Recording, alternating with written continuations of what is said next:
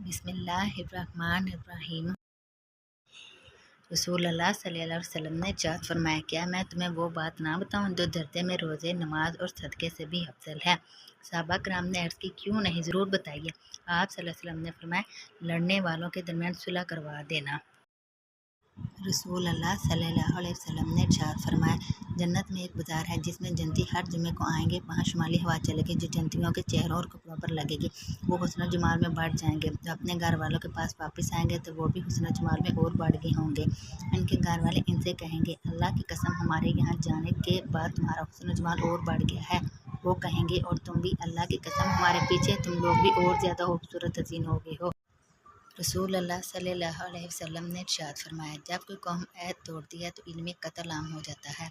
जब किसी कौम में फांसी आम हो जाती है तो अल्लाह ताला इन पर मौत को मुसल्लत कर देता है। जब कोई कौम ज़कात की रोक लेती है तो अल्लाह ताला इनसे बारिश रोक लेता है।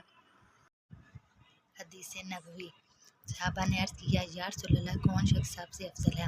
आप सल्लल्लाहु अलैहि वसल्लम ने फरमाया, वो मोमिन जो अल्लाह के रास्ते में अपनी जान और माल से जिहाद करे। सहाबा ने पूछा, इसके बाद कौन।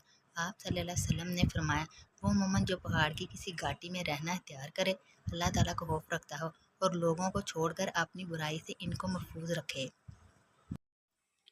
रसूल अल्लाह सल्लल्लाहु अलैहि वसल्लम ने फरमाया, जो कोई अल्लाह और आखिरत के दिन पर ईमान रखता हो वो अपने पड़ोसी को तकलीफ़ ना पहुंचाए, और जो कोई अल्लाह और आखिरत के दिन पर ईमान रखता हो अपने मेहमान की इज्जत करे, और जो कोई अल्लाह और आखिरत के दिन पर ईमान रखता हो अच्छी बात ज़बान से निकाले वरना खामोश रहे।